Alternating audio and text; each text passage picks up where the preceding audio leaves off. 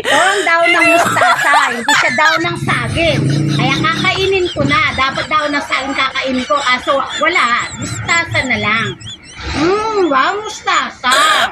Ang sarap. Kesa naman sa daw ng saging, mapait. Ito masarap. Kinakain. Ito yung kinakain sa mustasa. Sa buro, hindi daw ng saging. Sarap. Yaman. Manyaman. Manyaman. Manyaman. Manyaman.